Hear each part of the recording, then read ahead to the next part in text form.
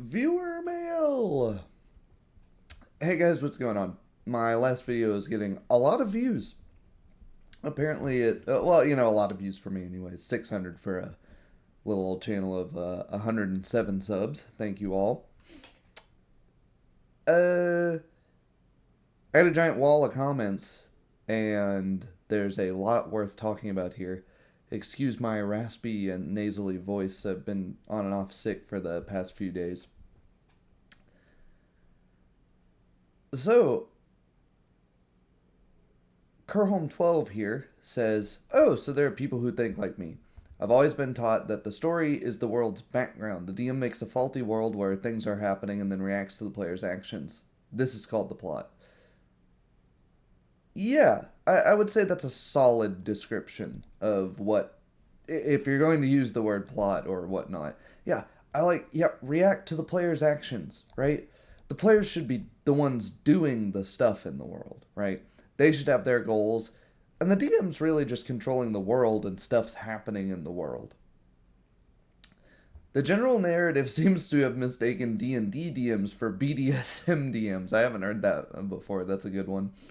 I have no idea how stupid one can be to force something in a game of chance and think it's good.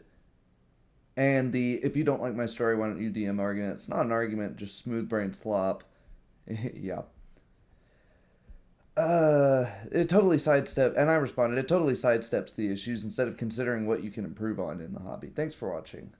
And then lol GV70X, who I will now refer to as Numbers Guy. I immediately read the name and went, okay, this is a bot. This guy's trolling. It's not real. Whatever. But then he kept commenting, so I thought, okay, there is an actual human being here. Let's consider what they have to say. And they're saying a lot of things that I have heard in multiple different comments on multiple different people's videos in the sphere. So I thought this would be a nice one-stop shop video to consider these points one by one. It's not bad to have a story or scripted event in the game.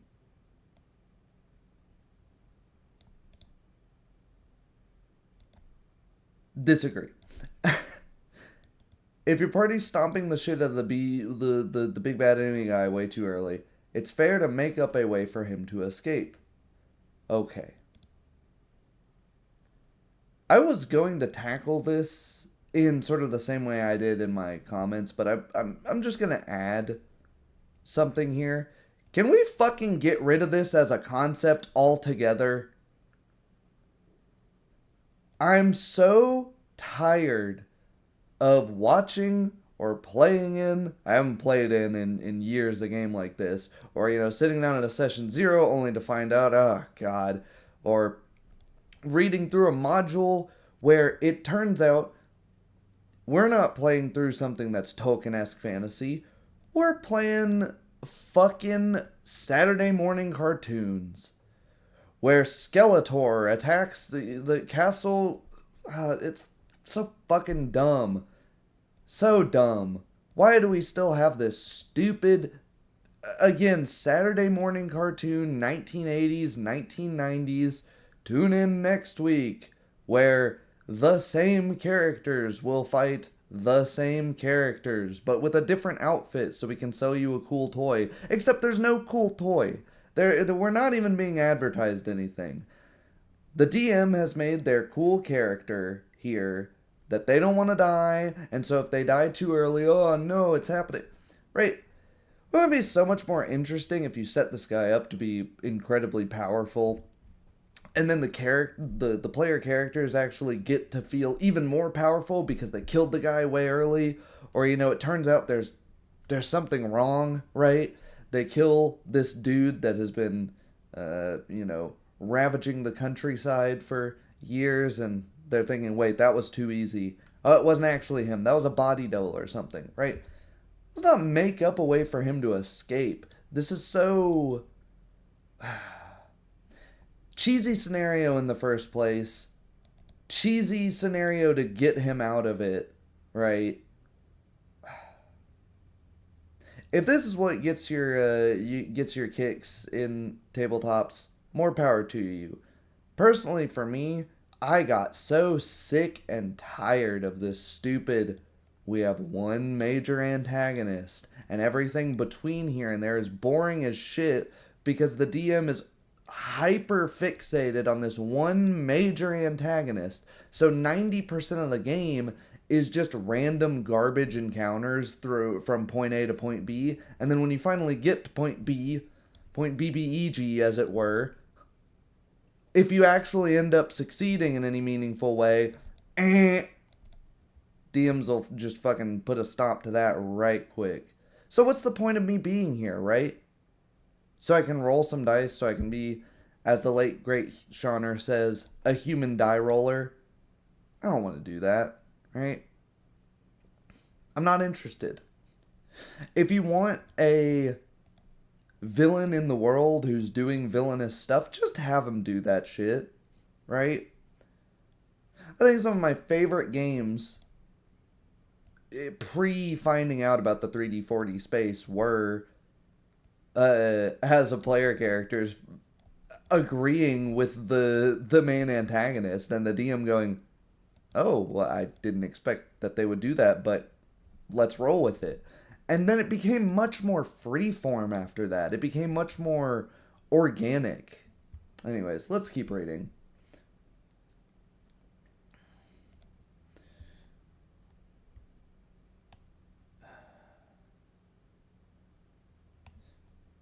I say, what do you mean by make up? Is it fair if a player's character is dying too quickly for them to make up an ability they don't have so they can get out of there?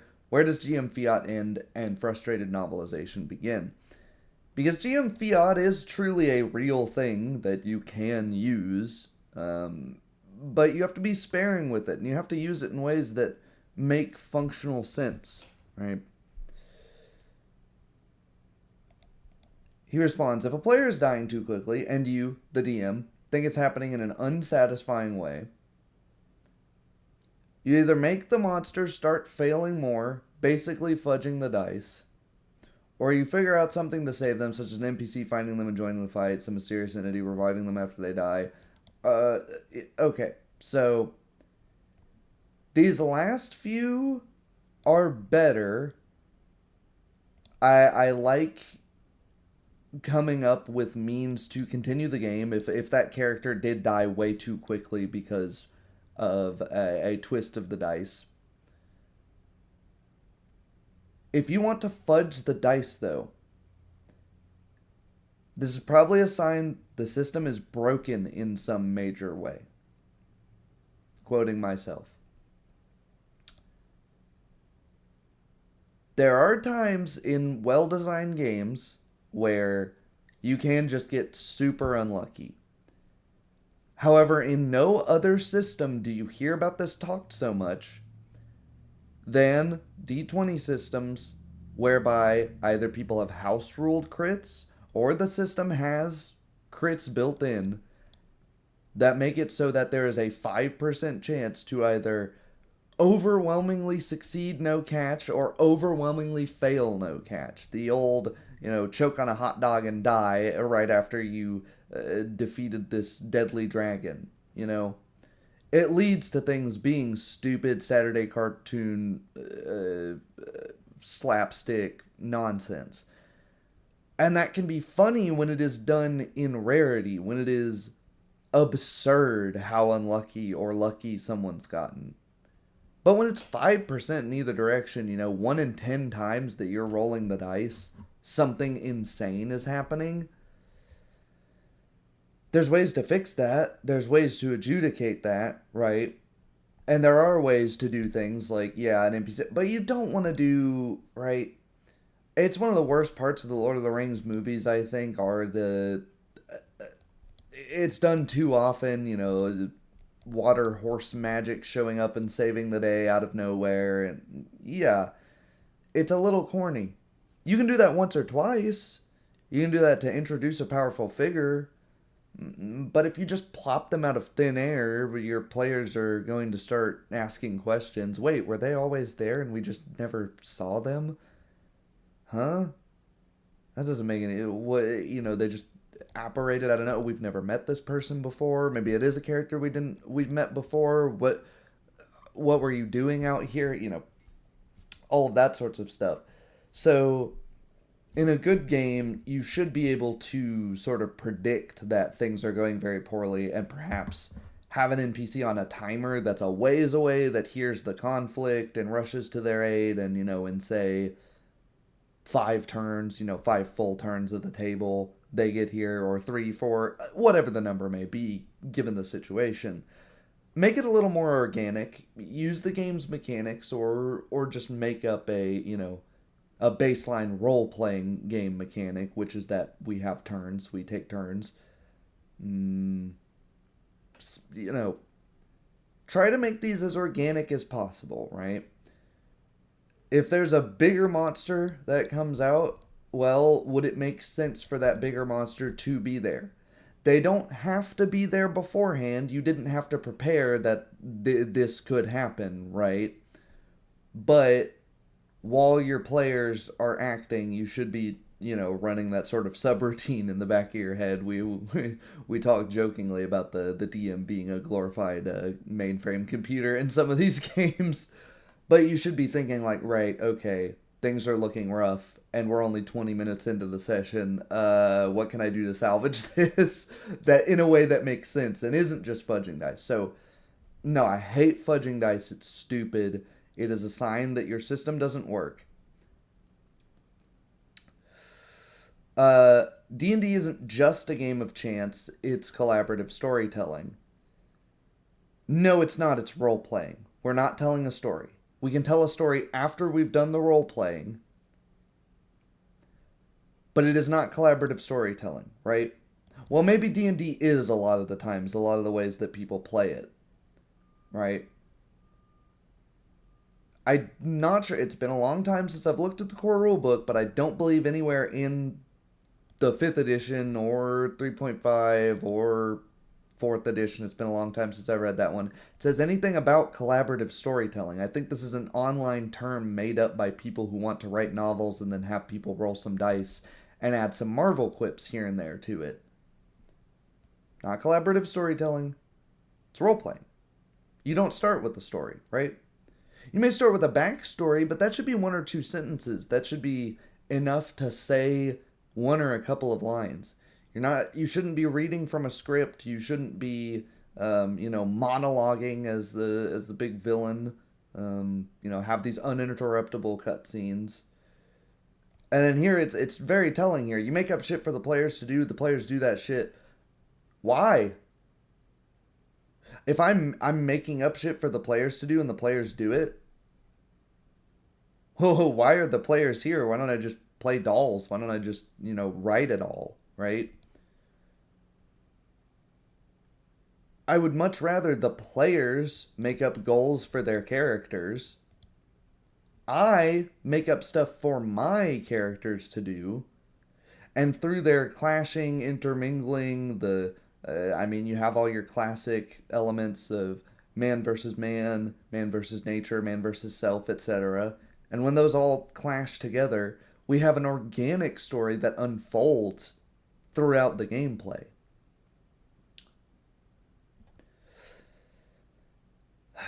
In my opinion, frustrated novelization begins when you ignore the player's actions instead of trying to figure out ways to mold things around their actions. See, and that's kind of sidestepping the point, isn't it? This is sort of thinking, I've already made a story, and this player is doing something with their character that is not conducive to me telling my story. How do I interpret their actions in a way where, things can still happen and we don't have the Morrowind, you've killed someone integral to the timeline, reload a previous save, or persist in the doomed world you have created, right? How do you avoid doing that? Well, it's not a video game, right? You don't have to keep the plot the same thing.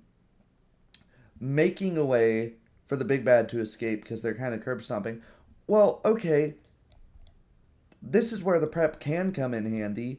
Has this guy not thought of potentially that he'll need to escape at some point if things go bad? He's never thought about a plan B. If he hasn't, then his overconfidence is what kills him. There you go. No problem. what's wrong with them killing him in the first encounter? You molding things around their actions should not be this guy has to escape. He's supposed to be a threat that pops up throughout the campaign. Why? Why?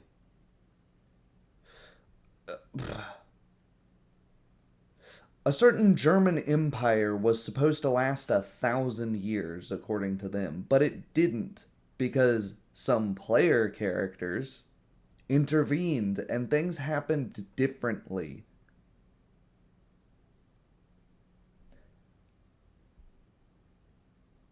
That doesn't mean necessarily the campaign ends.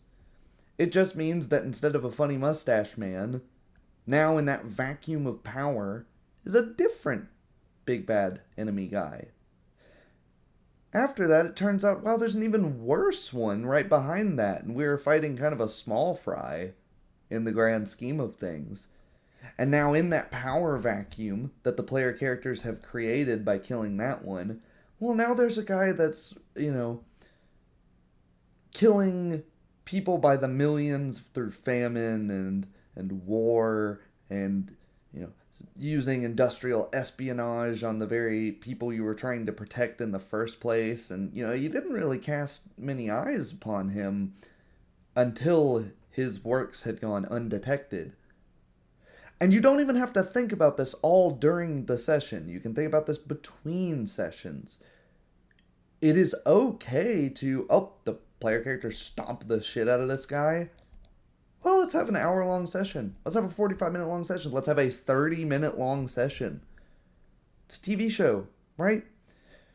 And then you have your post-session shit talk. You talk, okay, let's plan our next steps. And then you do your little bit of prep.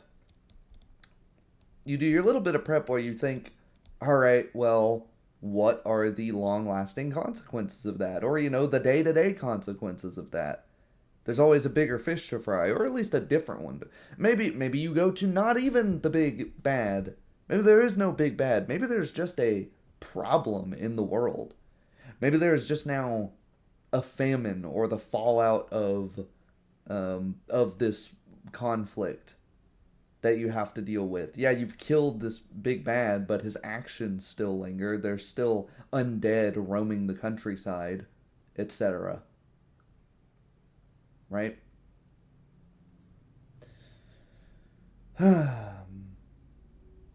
Yeah, why is he supposed to be a constant threat? Was that decided at session 0? Why not have new threats appear? Can the PCs ever really feel powerful, or only a match at best for the character? Yeah.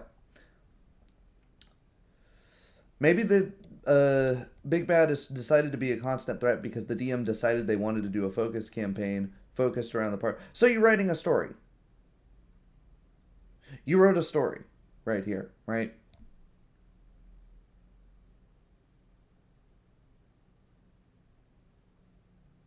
If there's supposed to be a constant threat, then this is not a jumping off point. This is not an impetus for a campaign. You've written a story.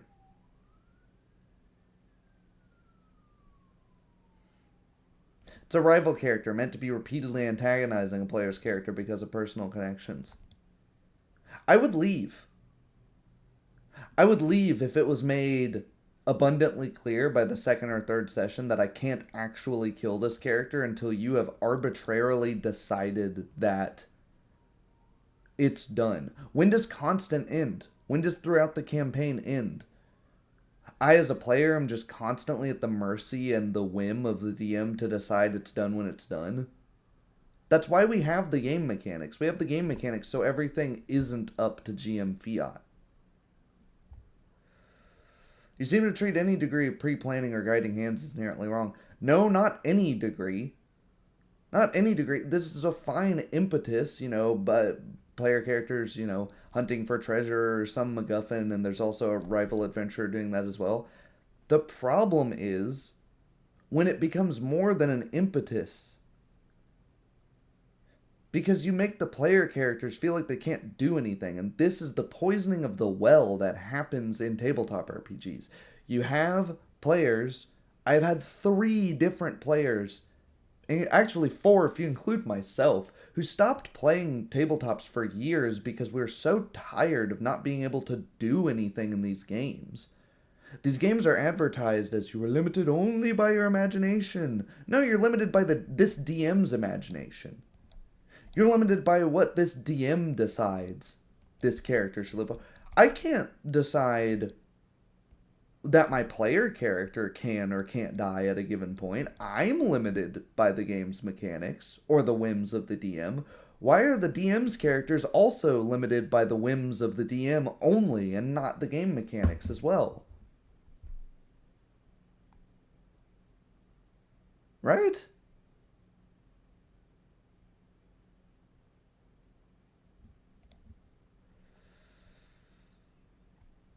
I would like to play something where I feel like part of a story instead of messing around in a sandbox, and that's why you write your character's goals. Your character can have goals in a sandbox. A revenge narrative. Well, you don't want a narrative. You get the narrative after the fact.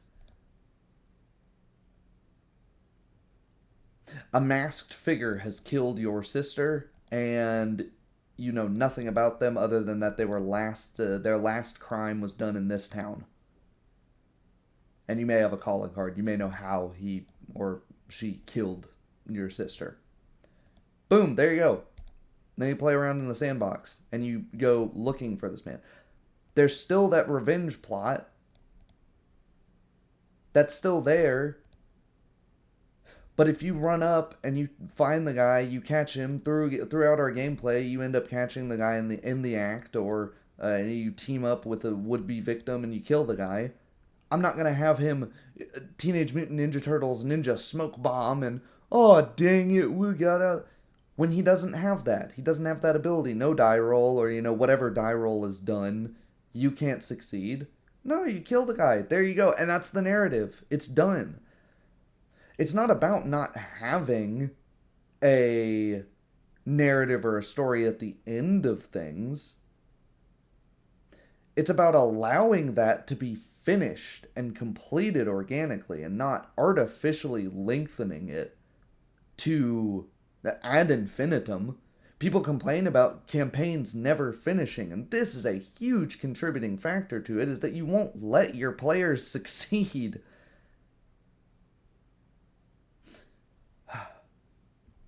Maybe it's you accidentally used a monster that's way too strong because you were kind of exhausted or panicked when you were trying to prepare. Why the fuck are you panicking? This hints at mental illness, and I'm not saying this in a mean way. I'm not saying this in a mean way at all. If you are anxious to the point of panicking while you're designing something, that is probably a sign that you need to take a break, man. Maybe play another system, maybe play a different game entirely, maybe stop playing this. Probably, possibly also a sign you need to change what you're doing. Yeah, I mean, this is kind of ridiculous. If you're exhausted, again, take a break. Go do something else, right? You don't do fucking woodwork when you're exhausted. It's a good way to chop off your finger. So don't do prep work for a game when you're exhausted, because you'll end up chopping off some fingers, figuratively speaking. But also, balance isn't that important. And yeah, only the DM can alter the scenario. The DM's the one that dictates the scenario. Okay. Watch Rick or Crispy or my own or Max's or Phil's. Sorry for forgetting about you earlier, Phil. Or Nyx or Zonalar's. So, sorry. I'm sure I'm forgetting people here. The cadre of people in the 4D gaming space to show that this functions. You can, in fact, find the thing.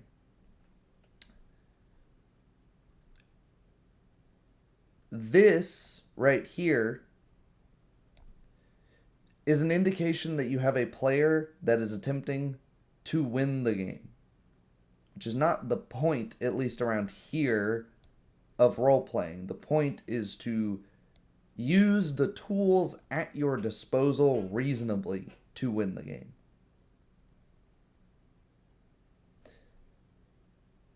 reasonably, if you were in an armory and the DM did not describe any swords, but he did say, you're in an armory. We're just plopping some characters out of thin air here. The player character can pretty easily assume, oh, there's a sword laying around. I look around for a sword, or I go to pick up a sword. The DM can alter that. The DM can say, oddly enough, there's no weapons here. But now that's an oddity. Now that's moving things along. You could also very well just pick up a sword in the area, and it's fine. Or the DM could modify it as this rusty piece of shit, beat up old sword that's not going to be great for, more than a few swings, or it's just way dull, or what have you. It doesn't really matter in the long scheme of things. I know this is an example, but if you have a player that, given that freedom, there's a bunch of orcs banging down the door of this armory, say, I find a +3 keen sword of orc killing. You need to find new players. I don't really know how else to put that.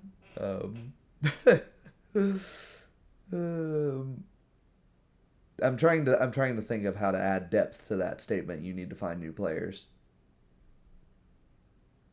You are not playing with players who respect you and your time, typically, if they are trying to win the game super hard.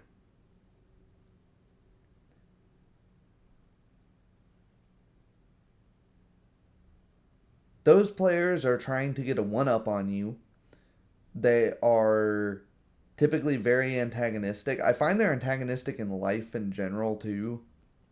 They always have to be correct. They always have to have the better or the nicer thing. They always have to find a way to, if you've got a new thing that you're excited about, they have to go, oh, that's not nice. My uncle has a ... You don't want to play with those people. Again, as the late great Shauner said, you don't want to play with Democrats. You don't want to play with Republicans, for that matter. You want to play with Americans. You don't want to play with these individuals.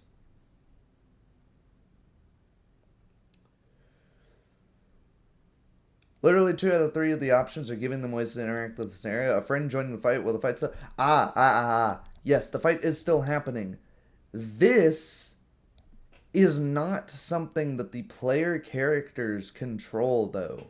This is dropped in via GM Fiat. My question is, why can the player characters not call upon a friend, blow a war horn, wave a banner, run away and get help? If you can plop in a friend out of thin air or a monster out of thin air, why can the players not go, oh, I go run to the guards? And you never mentioned any guards, but it makes sense enough that there would be guards in the area. A while ago, when Phil, Max, Rick, Crispy, and I were playing in a Traveler game, Phil's character just walks into the cafeteria aboard the ship. Rick didn't mention anything about a cafeteria, but of course there's going to be a cafeteria aboard a ship that's made to be away from people for years at a time and carries hundreds of passengers.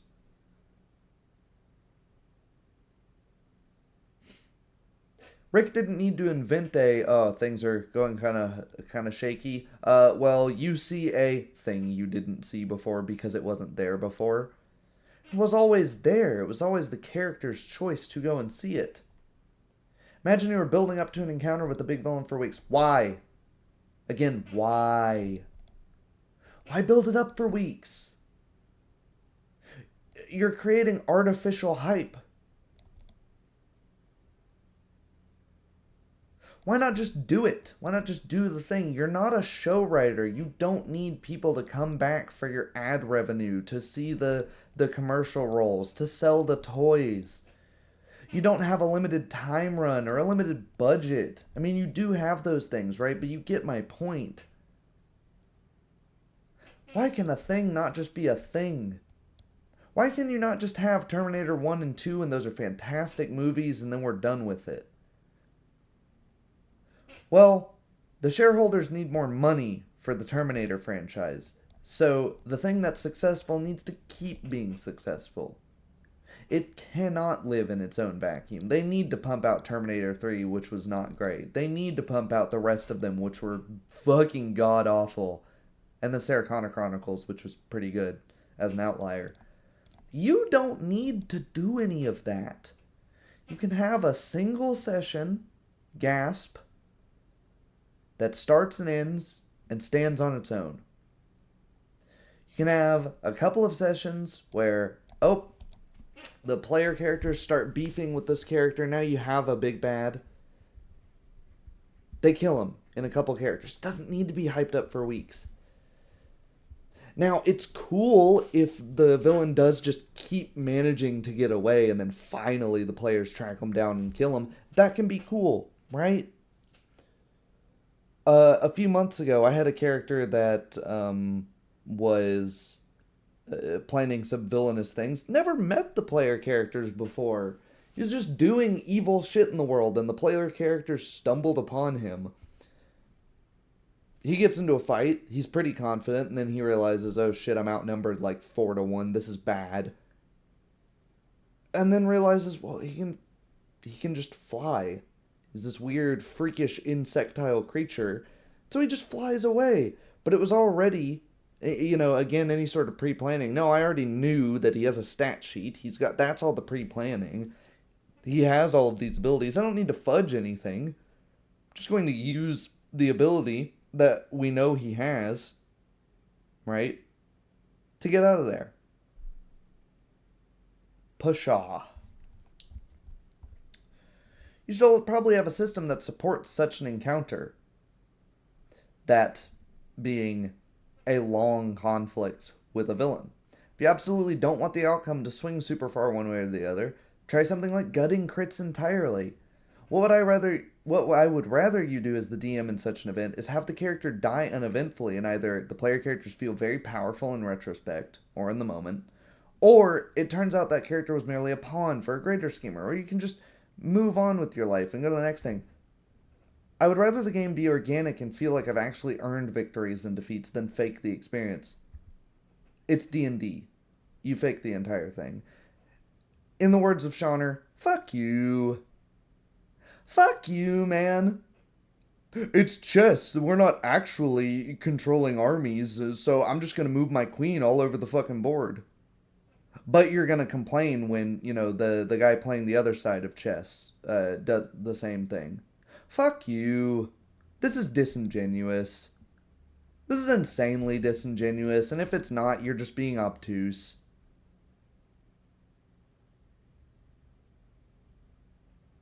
I'll make a separate video tackling balancing as a concept because it's not important.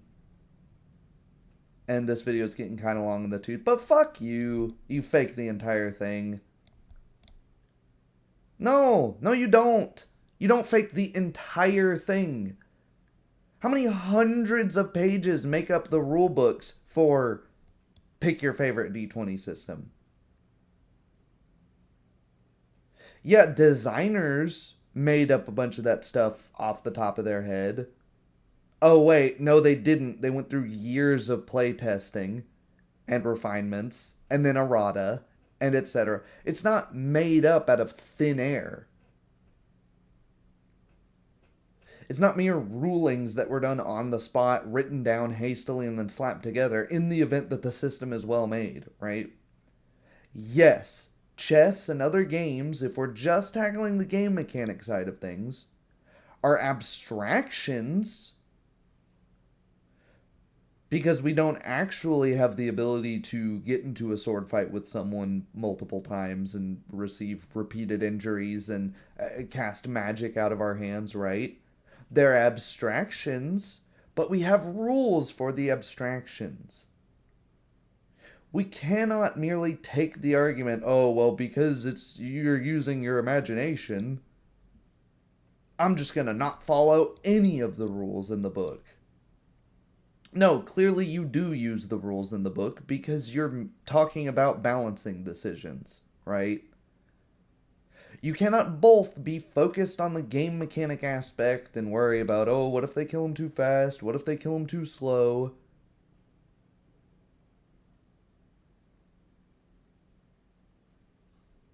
You're clearly worried about the concrete here, to the point that you're panicking when you're preparing for things.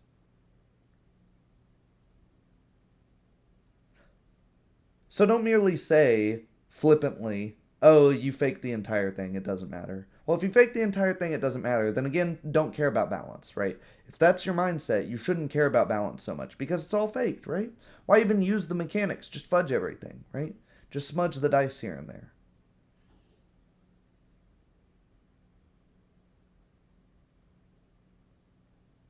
And in all these wall of text, I don't think you've said the word roleplay once. Fuck. Fuck, dude. I, I gave you the benefit of the doubt, and then we came to this. Sigh. Audible sigh. Well, anyways, I hope this is helpful for someone. Or at least cathartic to someone to hear these ramblings. It's God damn it, man. God damn it. Everyone have a good day. I hope your role playing endeavors are great in the future. And I hope you fucking stop making your games Saturday morning cartoons. See you guys.